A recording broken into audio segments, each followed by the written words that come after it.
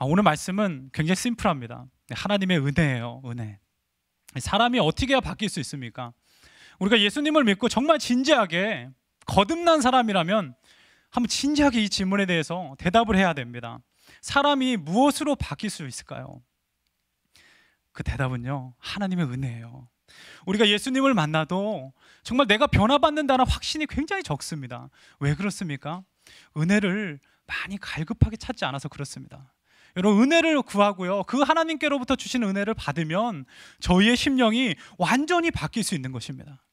제 성품이 바뀌고요, 이 죄악이 끊어지고 내 인생에는 이 가치관이 예수의 보혈로 완전히 거듭나게 되는 것이죠. 그런데 이 은혜를 받는 데 있어서 가장 큰 걸림돌이 되는 것이 무엇이죠? 바로 상처예요. 상처. 이 상처가 굉장히 걸림돌이 됩니다. 이 세상 말로는 흑역사예요. 다크 히스토리라고, 이 흑역사라 부르더라고요. 이 수많은 사람들이 자기의 현재 상태를 이야기하는 데 있어서 상처를 이야기합니다. 교회에서 받은 상처, 가정에서 받은 상처, 자녀에게 받은 상처, 부모에게 받은 상처, 남친, 여친에게 받은 상처, 심지어는 막 저 차가 나를 무시했어요, 뭐 별의별 상처, 정말 지진 때문에 또 상처받으신 분도 있어요. 그런 상처가 너무나도 많습니다. 저는 오늘 성경에 가장 많이 이 상처를 받은 사람 중에 한 명이에요. 요셉입니다. 그 요셉이요, 하나님의 은혜를 받고 그 삶이 어떻게 변화됐는지를 보고 저희 역시도 마음 가운데 오늘 상처 있으시죠? 온전히 하나님께 치유받는 그런 저녁이 되기를 예수님의 이름으로 축원합니다. 요셉을 알기 위해서는요, 이 패밀리 히스토리, 가정사를 먼저 알아야 돼요. 요셉의 아버지가 누구십니까? 네, 야곱이죠. 네, 야곱입니다. 야곱이요, 성격이 이 물불을 안 가리고 하나에 꽂히면 어떻게 해서든지 쟁취하는 사람입니다. 이 태어날 때부터요, 자기 형의 발꿈치를, 어떻게 그 작은 아이가 그랬는지 모르겠어요. 발꿈치를 뱃속에서 나와가지고 잡았다, 그거를 끌어들입니다. 그래서 이름의 뜻이 이 서플랜터, 속여서 탈취하다라는 뜻을 가지고 있어요. 이 뒤꿈치를 움켜쥐다라는 말이 속여서 탈취하다라는 이 의미랑 같은 의미입니다. 이 이름대로 야곱은 어떻게 되죠? 죽 한 그릇에 형을 속여서 장자권을 취하게 됩니다. 그 일로 인해서 형 에서가 너무나도 미워하게 돼요. 여러분, 젊은 날에 수많은 시간을 도망자의 인생으로 살게 됩니다. 그러고 나서 어디로 갑니까? 라반, 이 삼촌 집에 가서요, 이제는 정신 차려야 되는데 이제 자매한테 꽂히기 시작하는 거예요. 그래서 라헬을 너무나도 좋아하게, 사랑하게 됩니다. 누가 시키지도 않았는데 어디서 그런 마음이, 그러니까 이게 신앙이 없이 살짝 들으면 잘못된 선포를 자주 하게 돼요. 7자가 좋은 숫자, 7년간 봉사하겠습니다, 이렇게 아무도 안 시켜도 자기가 선언을 하게 되는 것이죠. 이 창세기 29장 20절을 보니까 야곱이 라헬 사랑하는 까닭에 7년을 며칠같이 여겼다고 이야기하고 있어요. 얼마나 좋아하면 이랬을까요? 여러분, 7년이 지났습니다. 첫날 밤에 기대 두근두근 하면서 하룻밤은 지나고 그 다음날 나왔더니 누가 있었죠? 레아가 있었어요. 어떻게 이럴 수가 있을까? 만약에 야곱이 신앙이 있으면요, 어떻게 생각했겠습니까? 하나님께서 내가 너무 그냥 자매에 한눈 팔리고 시간을 허비하니까 이렇게 하셨구나, 그래, 레아도 하나님의 뜻이다 하고 하나님 회개합니다, 이렇게 무릎 꿇어야 되는데 영성이 없으니까 어떻게 하죠? 아침이 되니까 화가 나는 거예요. 라반에게 가가지고, 레아 지금 이미 일어났잖아요. 일은 결혼한 거잖아요. 근데 그 레아를 지금 리폰해달라고 하루 만에, 이게 하자가 있다고 제품에 이러면서 지금 교환을 원하니까, 여러분, 레아가 얼마나 상처를 받겠어요. 대놓고 싫어하는 것 아닙니까? 지금 하룻밤을 치러놓고. 이 성격이 굉장히 차가운 사람인 것이죠. 그리고 자기가 결국 원하는 레아를 얻기 위해, 라헬을 얻기 위해서 또 다른 7년을 일하게 돼요. 14년을 자기가 원하는 아내를 얻기 위해서 쓰게 됩니다. 이 삶의 규모가 없어요. 또 야곱은 정서적으로 굉장히 불안한 생활을 합니다. 부모의 사랑을 받아야 되는데 아무리 에서가 그렇게 싫어해도 한 번쯤 와봐야 되는 거 아닌가요? 부모가 라반 집에 절대 오지 않죠. 아버지라고 생각했던 이 라반도요, 맨날 하는 게 뭡니까? 속이고, 이 갈취하고, 노동력 갈취하고, 뭐 막 미운 털 박히고 이러는 거예요. 이러다 보니까 삶이 늘 불안하고요, 사랑받지 못한 마음에 갈급해져 있어요. 자기 성격대로 하나님과도 이 씨름하다가도 좀 하나님께 간구하고 이러면 얼마나 좋습니까? 그것도 막 자기 원하는 대로 하려고 하나님 밀고 땡기고 하다 어떻게 해요? 환도뼈를 쳐가지고 평생 다리를 저르면서 이 장애를 갖고 살게 됩니다. 여러분, 더 불행한 것은 무엇입니까? 가정의 불화예요. 아무리 힘들어도 집에 들어오면 이 아이들 보고, 토끼 같은 자식들 보면 너무 기쁘고 그렇지 않습니까? 하루에 이 어려움들이 다 씻겨져 나가는 거죠. 그런데 들어오면 어떻게 돼요? 저녁에요. 한쪽은 레아의 텐트가 있고 한쪽은 라헬의 텐트가 있습니다. 이쪽으로 가면은 라헬이 하루 종일 말 안 하고, 라헬 쪽으로 가면 레아가 며칠 아프다고 들어 누워 있으니까 너무너무 그 밤마다 고민이 되는 거예요. 여러분, 이 자매들이 야곱을 자기의 마음으로 만들려고, 그때 당시 고대 사회니까 장자가 너무 중요하지 않습니까? 장자 낳았다면 그건 데모되는 거예요. 그러니까 서로 자녀 낳기 경쟁을 하기 시작합니다. 레아는요, 비록 얼굴은 조금 그렇지만 출산의 여왕이에요. 원래 이게 부족하면 기도 열심히 하지 않습니까? 출산의 여왕, 내리 4명을 낳습니다. 근데 라헬은요, 못 낳아요. 그럼 하나님께 간구해야 되잖아요. 아이를 못 낳아, 하나님 좀 저도 한 명만 주십시오라고 해야 되는데 어떻게 하죠? 인간적인 방법, 영성이 없어요. 비라, 너가 대타로 떼어라, 이렇게 하고 비라를 집어넣어 주는 겁니다. 야곱이 자기가 조금이라도 마음 가운데 하나님을 안다면 어떻게 될까요? 둘도 머리 아픈데 셋은 안 된다, 안 돼, 이렇게 했을 텐데, 우리 기도로 하나님께 구합시다 했을 텐데 어떻게 해요? 욕심이 많으니까, 당신이 주는데 그럼 뭐 내가 어쩔 수 없지 뭐 하면서 이렇게 또 아내 하나를 더 얻게 되는 겁니다. 이 레아도 질세라, 이 어떻게 합니까? 실바라는 시녀를 또 주게 돼요. 근데 정신없이 이제 자기가 취하게 된 겁니다. 여러분, 아내가 둘도 그렇게 힘들었는데 이제는 정신없이 네 개, 텐트가 4개가 돼버렸어요. 더 머리가 아픕니다. 자녀를 낳기 시작하는데 아들이 총 12명이고요 딸이 1명, 13명입니다 밤마다 여러분 생각해보세요. 애들이 우르르 텐트에서 나와가지고 아빠 우리랑 같이 자, 나 오늘 아빠랑 같이 자고 싶어요. 이 갈등이 얼마나 심했겠어요. 저는 3명이어도 밤마다 복잡한데 이 13명이면 얼마나 힘들었겠습니까? 이 야곱의 인생이 얼마나 힘들었던지요. 창세기 47장 9절을 보면 자기 스스로 이렇게 고백합니다. 내가 얼굴이 늙어 보이는 것은 험악한 세월을 보냈기 때문이라. 얼굴이 다 쭈글쭈글 된 거예요. 왜요? 시달리는 삶을 살았기 때문에 그렇습니다. 대단한 아버지를 뒀어요, 요셉은. 그렇다면 어머니는 어떻습니까? 라헬이에요. 그녀는 얼굴이 이쁩니다. 할렐루야. 그런데 영적이지가 않아. 문제는 영적이지 않다라는 거예요. 이 라반의 집에서 나올 때요, 자기가 부족한 걸 자기가 알아요. 그러니까 어떻게 합니까? 드라빔이라는 우상을 훔쳐서 나옵니다. 자기를 풍족하게 해줄 것 같아요. 영성이 제로입니다. 그리고 요셉을 정말 힘들게 낳은 아이 아니에요. 그럼 하나님께 감사해야 되는 거 아닙니까? 이름의 뜻이 뭐냐면 다른 아들을 내게 더하기를 원하노라. 이 자녀를 축복하는 게 아니라 자기 욕심을 거기 이름에다 집어넣었습니다. 여러분, 우리가 만나면 이름에 대해서 물어보잖아요. 성함이 어떻게 되시죠? 그 뜻이 무엇입니까? 그러면 대부분 다 아주 귀중한 뜻이 있어요. 근데 요셉은 이름 뜻 자체가 뭐냐면요, 다른 아들을 더 원하노라. 그러니까 우리가 요셉이라 들어서 그렇지 고대 사회에서 요셉을 들으면 어떻게 들렸냐면 제 이름은 다른 아들을 더 낳기를 원하노라입니다. 이렇게 들린 거예요. 그럼 사람들이, 여러분 생각해 보세요. 도대체 집에 무슨 일이 있냐? 너 이름은 왜 그렇게 됐냐? 수치로 다가왔겠죠. 요셉은 정체성이 없습니다. 제가 이 말씀 준비하다가 제 이름에 대한 상처가 또 생각이 나더라고요. 제가 박철인데 철을 저희 아버지께서 강하게 강철처럼 살라고 강철철자로 해주셨어요, 한자어를. 근데 제가 공부를 못하는 거죠. 그러니까 아버지가 걱정했는데 얘가 머리가 깡통이 돼가네 그러시더니 물 맑을 철로 바꿔주셨습니다. 그래서 이렇게 목회자가 됐는지도 모르겠어요. 근데 저랑은 비교가 안 되게 이 요셉은요, 이름을 바꿀 수도 없습니다. 고대 사회에. 이런 이름을 갖고 정체성이 없는 삶을 살게 되는 것입니다. 무엇보다도 이 요셉의 마음에요, 대못이 박힐 만한 일이 있습니다. 그래서 엄마 라헬이요, 어떻게 죽어요? 동생 베냐민 이 배에 잉태하고 있는데 이렇게 길을 가다가 거기서 피를 많이 흘려가지고 하혈하고 아이를 낳음과 동시에 죽게 된 것입니다. 요셉이 그거를 봤어요. 요셉은요, 어린 시절이 상처투성입니다.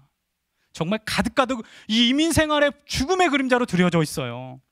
이렇게 요셉이 자라났으니 10대가 어떠했겠습니까? 창세기 37장을 보면 이 야곱의 10대를 기록하고 있는데요, 여러분 미숙하고요, 정말 이 연약하게도 이런 연약한 아이가 없어요. 37장 2절에 보면 이런 말씀이 있습니다. 요셉이 17세 소년으로서 그 형들과 함께 양들을 칠 때에 그의 아버지의 아내 비라와 아내들 비라와 실바의 아들들과 더불어 함께 있더니 그가 그들의 뭘 얘기해요? 잘못을 아버지에게 말하더라. 이 형들이 뭐만 잘못하면 가서 일르는 거예요, 아버지한테. 이 형들이 좋아했겠습니까? 너무너무 싫어하는 거예요. 특별히 3절을 보면요, 야곱이 요셉을 파파보이로 만듭니다. 기왕이면 가난한 사람도 아닌데 그 색동옷 다 져주면 얼마나 좋습니까? 근데 요셉만 입히는 거예요. 요셉만. 그러니까 더 미워지는 것입니다. 형들과 어울리지를 못해요. 형들이 화가 나가지고 껴주질 않습니다. 요셉은요, 아버지가 옆에 없으면 걔는 정말 맨날 미움당하고 맞을 아이예요. 그러니까 아빠 옆에만 딱 붙어 있는 거예요. 여러분 이때 나이에 뭐 알바를 할 수가 있습니까? 뭐 다른 민족을 만날 수가 있습니까? 그 형들하고 지내는 게 거기서 사회성이 길러지고 거기서 일을 배우는 건데요, 그걸 못합니다. 그러니까 어떻게 돼요? 이 사회적 미숙아가 되는 거예요. 사회성도 없고 생산성도 없습니다. 요셉은요, 하나님께서 주신 비전도 미숙하게 사용합니다.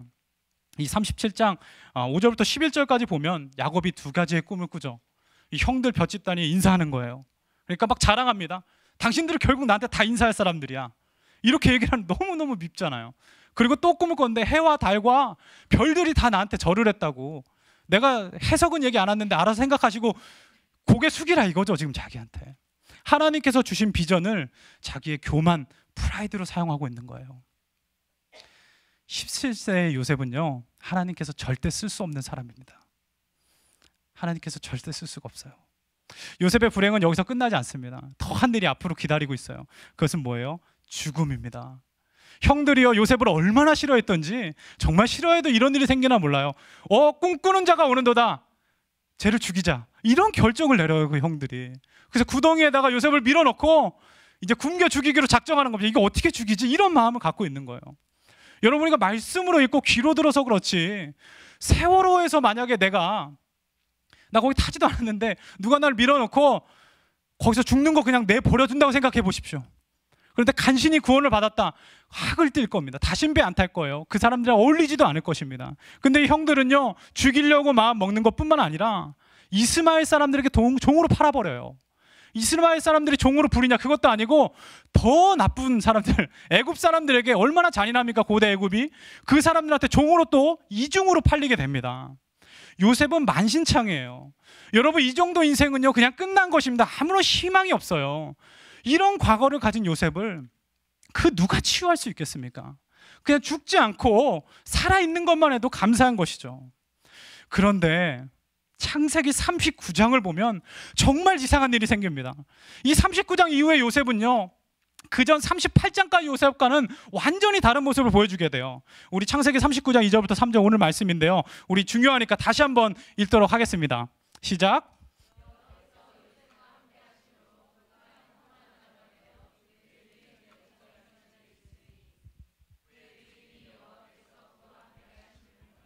또 여호와께서 그의 범사에 형통하게 하심을 보았더라. 아멘.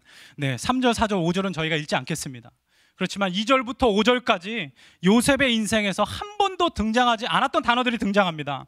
여호와가 5번 등장해요. 형통이 2번입니다. 은혜, 복, 이런 단어가요, 마치 기름 붓듯이 부어져 있어요.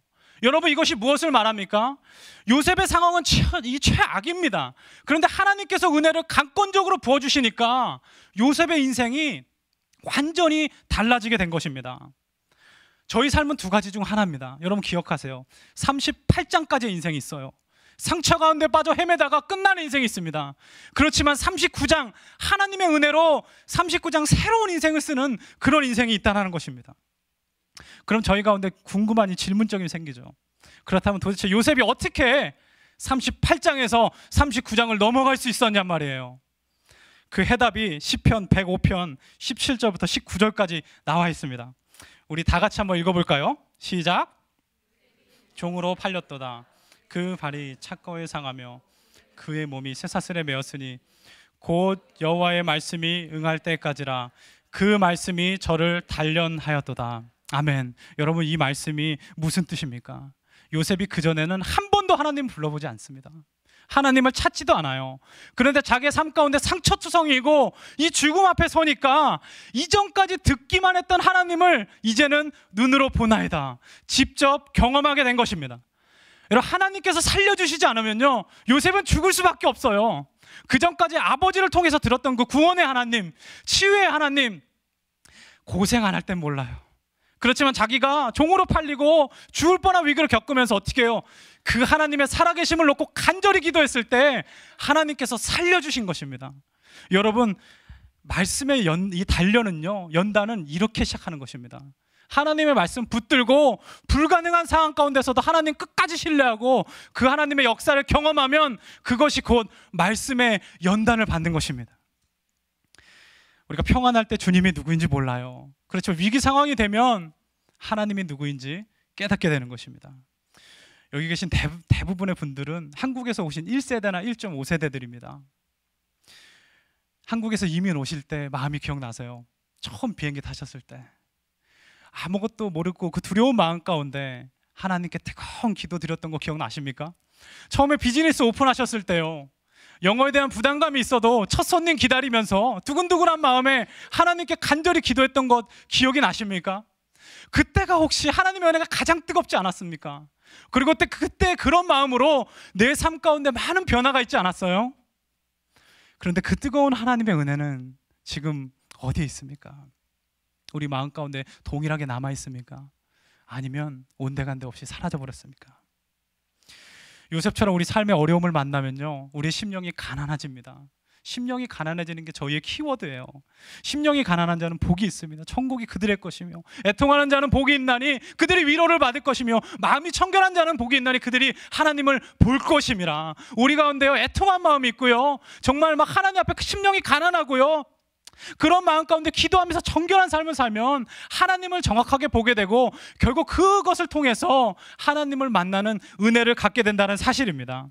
하나님께서 이 요셉의 마음 가운데요, 이 은혜를 한량없이 부어주니까 요셉에게 그전까지는 달았던 세 가지의 변화가 생깁니다. 그 첫 번째는요, 이 은혜를 받으니까 요셉의 삶이 형통해져요. 기억하십시오. 은혜는 형통하게 합니다. 2절을 보면 요셉이 형통한 자가 되었다고 말을 합니다. 그리고 그 앞에 그 이유를 달고 있어요. 그 이유가 무엇이죠? 여호와께서 요셉과 함께 계심으로. 여호와께서 요셉과 함께 계시다라는 것입니다. 여호와께서 함께 계시니 형통할 수밖에 없죠. 요셉이 이것을 확신하니까 형통하는 것입니다. 이 형통을 찾아보니까요, 잘 되어지는 사람이라는 뜻을 가지고 있어요. 이것이 무슨 말이죠? 우리가 보통 상처가 있으면 뭔가 잘 못합니다. 저는 이런 거 잘 안 해봤습니다. 이거에 대한 안 좋은 추억이 있어요. 혹은 그 전에 안 좋은 추억이랑 상황이 비슷하게만 가도 그것을 안 하고 도피하려고 해요. 그렇지만 요셉은요, 상처투성이 아무것도 할 수 없는 사람이지만 하나님을 바라보니까 어떻게 그 하나님께서 주시는 마음, 어떤 일이 생기면요, 하나님께서 주신 것이구나, 하나님을 바라보게 되는 것입니다. 내 상처를 바라보지 않고요. 그러니까 그 일에 열심히 하게 되는 거예요. 그러다 보니 그 일을 성공스럽게 하게 되고 하나님의 은혜로 형통하게 되는 것입니다. 여러분, 첫 번째 키워드가 바로 이것이에요. 형통이 얼마나 강력합니다. 이 미국에 오신 분들 대부분이요, 한국에서 안 했던 것들을 처음으로 시작하게 됩니다. 비즈니스도 첫 경험이고 영어도 잘 안 되지만 우리 첫 경험이에요. 특별히 우리 자녀들 신세계를 살고 있는 거 아니겠습니까? 어떻게 하면 형통하다고요? 하나님께서 함께 계시면 형통합니다. 근데 문제는 우리는 형통만 원하지 하나님께서 함께 계시면 원치 않는다라는 거예요. 여러분, 형통은 부하게 되는 것, 성공하는 건요, 우리의 관심사가 아닙니다. 우리의 관심사가 되어야 되는 것은 하나님께서 나와 함께 계심이에요. 하나님께서 나와 함께 계시면 형통케 하시는 하나님께서 형통은 주시는 것입니다. 그러한 마음이 있으면 무엇이 우리에게 불가능하겠습니까? 두 번째는 은혜는 죄를 이기게 해줍니다. 이것이 가장 중요해요. 죄를 이겨야 됩니다. 죄가 함께하면 하나님께서 함께 계실 수 없기 때문에 그래요. 39장 7절은요, 요셉에게 정말 무서운 유혹이 시작됩니다. 이 최초의 이 창세기부터 사랑과 전쟁이 있었어요. 제목, 아주머니의 유혹편이에요. 우리 이 남편인 군대 장관이 이 전쟁으로 출장이 굉장히 잦지 않습니까? 이 아내가요, 요셉만 보면 그렇게 유혹을 하기 시작하는 거예요. 요셉이요, 이 유혹에 얼마나 넘어가기 쉽습니까? 요셉은 상처 많죠? 더 이상 인생에 나빠질 게 없어요. 그거 하나 더 한다고 인생이 그렇게 나쁜 사람 되겠습니까? 이미 받을 상처 다 받았는데요. 그리고 평생 종으로 살아야 돼요. 이것을 한 방에 해결해 줄 게 뭡니까? 저 아주머니. 그냥 유혹 좀 참아주면 되는 거예요. 그러면 어떻게 해요? 비유만 잘 맞춰주고 남편만 잘 속이면 종으로 안 살아도 되지 않습니까? 집주인처럼 살 수 있어요. 군인이라 또 언제 죽을지도 모르고. 그런 마음, 인간적인 마음이 있지 않았겠습니까? 또 가족이 없잖아요. 어머니의 사랑이 그때는 그리웠는데 그 아주머니가 계속 그렇게 사랑을 주시니 이런 육적인 마음이 가득 차 있을 수 있다는 말입니다. 그런데 요셉은 하나님의 은혜가 가득 차니까 어떻게 해요? 거절합니다. 여러분, 그냥 거절한 게 아니에요. 구절을 보세요. 내가 어찌 이 큰 악을 행하여 하나님께 죄를 지으리까. 너무나도 멋있는 이 죄에 대한 거절 아닙니까? 요셉의 관심은 철저히 어디 있어요? 나와 함께 하시는 하나님께 있는 것입니다. 내가 이 죄를 지면 육신으로는 쾌락을 얻을지 모르겠지만은 내 영적으로는 어떻게 해요? 하나님께서 나를 떠나시게 되는 거예요. 하나님이 나를 떠나면 어떻게 됩니까? 예전에 그 미숙했을 때 모습 다 나오지 않겠어요? 죽기보다도 돌아가기 싫었을 것입니다. 그러니까 하나님 바라봄으로 이 죄를 이길 수 있는 능력이 나오는 것이죠. 이 은혜 충만한 요셉에게 아주머니가 때려온다 한들 아무런 유혹을 아무런 손길이 역사하지 않습니다. 넘어가지가 않아요. 제가 청년 사역을 할 때 이 청년들이 거룩한 이 거룩에 대해서, 이 청년의 꽃은 거룩입니다. 청년 때는 반드시 거룩해야 돼요. 왜 그렇습니까? 청년 때 거룩에 대해서 승부를 보지 못하면 우리 어른들 다 아시잖아요. 점점 가면 갈수록 거룩은 지키기 어려워져요. 청년 때 가장 거룩해야 됩니다. 거룩한 손을 들고 하나님을 예배해야 돼요. 그래도 세상에 나가서 깨질까 말까 한데 청년 때부터 거룩에 승리하지 못하면 그 다음은 100점 100패인 것입니다. 죄를 이기는 거 어떻게 이길 수 있어요? 하나님만 바라보면 이길 수 있습니다. 안 하면 되는 거예요. 컴퓨터가 유혹을 해요. 전도사님 어떻게 해야 돼요? 컴퓨터를 꺼. 그러면 너무 쉽지 않니? 플러그를 뽑아라. 그거를 왜 못합니까? 하나님을 바라보지 않기 때문에. 예수께서 내 옆에 계시는 걸 알고 그게 믿어지면요, 내가 너희와 항상 함께 있으리라, 이 말씀이 믿어지면요, 그 컴퓨터가 뭔 유혹이 되겠습니까? 그냥 끄면 되는 것이죠. 안 하면 되는 거예요. 그 능력을 믿지 못하기 때문입니다. 죄를 짓는 거 하나님께서 미워하십니다. 싫어하세요. 내 마음 한번 기도하면서 해보십시오. 어느 누가 기도하면서 하나님, 저는 죄가 너무 좋아서 죄를 앞으로 짓겠습니다 라는 결론을 내리겠습니까? 하나님 앞에 죄를 안 짓는다는 결정을 하죠. 그러면 그냥 잘라내는 거예요. 요셉처럼. 그것이 하나님의 은혜를 바라보는 자의 자세인 것입니다. 은혜는요, 죄를 끊게 해주는 거예요. 은혜 받으심으로 모든 죄가 끊어지기를 예수님의 이름으로 축원합니다. 마지막 세 번째로, 은혜는 비전을 이루게 해줍니다. 우리 마음 가운데 다 비전이 있죠. 어떻게 하면 주의 비전을 이룰까요? 하나님의 은혜를 한량없이 받으셔야 됩니다. 하나님께서는 요셉을 통해서 이루고자 하는 계획이 있어요. 그것이 무엇입니까? 요셉은요, 총리의 자리까지 반드시 올라가야 돼요. 만약에 다른 사람이 총리에 올라간다, 7년 기근 있잖아요. 전 세계는 다 끝나는 겁니다. 철권 통치하기 시작하고 정말 거기 이상한 사람 하나 쓰면은 온 인류가 다 끝장나는 거예요. 근데 어떻게 해요? 하나님께서 그들을 구원하시기 위해서 이 요셉이라는 자를 어렸을 때부터 준비하기 시작하는 것이죠. 그래서 하나님께서 꿈도 주시고 이 비전도 주신 거 아니겠습니까? 거기에 올라가서 모든 인류를 구원해야 되는 이 역사적 사명을 가지고 있어요. 이것은 신약의 예수님과도 연결되는 엄청나게 귀중한 이 보화와 같은 비전입니다. 이것을 어떻게 이룰 수 있을까요? 요셉은 너무나도 미숙하기 짝이 없잖아요. 그런데 하나님의 은혜를 받으니까 어떻게 되죠? 41장 16절을 보면 이런 말씀이 있습니다. 여러분, 바로왕 앞에서 꿈을 해석하는 요셉이 이런 말을 합니다. 꿈을 해석하는 것은 내가 아니라 하나님께서 바로에게 편안히 대답을 하시리이다. 얼마나 할 말이 많았겠어. 바로왕 앞인데 지금 나라를 다 주겠다는 판국에 딱 한마디 합니다. 하나님께서 편히 대답하시리이다. 딱 하나님 말씀 한마디만 전하는 것이에요. 그뿐만 아닙니다. 자신을 죽이려고 했던 형들을 만났을 때도요, 이 45장 5절을 보세요. 하나님의 생명을 구원하시려고 나를 당신보다 먼저 보내셨나이다. 여러분, 하나님의 이 은혜가 넘치니까요, 자신의 삶 가운데 상처가 없습니다. 다 용서할 수 있어요. 아니, 그 전까지 미워하지 않았겠어요? 그 형들을 그렇게 고생시켰는데. 근데 하나님의 은혜가 넘치니까 안 보이는 거예요. 그 다음부터 보이는 것은 무엇입니까? 하나님께서 비전을 이루시기 위해서 나의 삶을 이렇게 인도하셨구나 라는 내 삶의 모자이크가 맞춰지기 시작하는 것입니다. 저희가 이 정도 되면요, 저희의 삶이 변하는 거예요. 하나님의 은혜로 우리의 삶 가운데 정말 주님 주시는 형통이 있고요, 내가 끊으려고 해도 도저히 끊지 못했던 그 죄악들이 끊어지고, 그러므로 인해서 내가 비전에 포커스 맞추게 되고 하나님 중심의 비전을 향해서 달려갈 때 내 인생은 반드시 바뀌게 되는 것입니다. 이것이 얼마나 강력해요. 여러분 그 전까지만 해도 상처 속에서 진물이 나오고 고름이 터지고 이거 뭐 도저히 쓸 수 없는 사람입니다. 그렇지만 예수님을 믿고 하나님의 은혜를 받으면요, 그 상처를 통해서 어떻게 해요? 향기가 흘러나오는 거예요. 예수의 향기가 흘러나온 것입니다. 혹시 저희 중에 오늘 이 저녁에 하나님의 은혜가 좀 마른 분이 있지 않습니까? 기도해 주면 답답하고, 예전에 하나님께서 그렇게 크게 만나주셨는데 나는 지금 왜 이렇게 마음이 들어야 돼 있을까? 좀 이런 고민하는 분 계세요? 변하지 않는 내 모습을 보면서 좌절하는 분 계십니까? 오늘 저녁에 하나님께 은혜를 구하심으로 우리의 심령 가운데 변화가 일어나기를 예수님의 이름으로 축원합니다. 오늘 말씀을 준비하면서요, 저는 이 찬양이 계속 생각이 나더라고요. 우리 같이 한번 찬양했으면 좋겠는데요.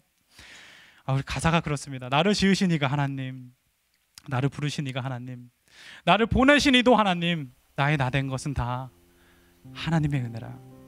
이 찬양이요, 저의 믿음이 고백이 되길 원해요. 우리 다 같이 한번 눈을 감고, 우리 가사 다 아시죠? 하나님 앞에 좀 저희가 이런 찬양 같이 하면서 주님의 은혜를 좀 간절히 구했으면 좋겠습니다.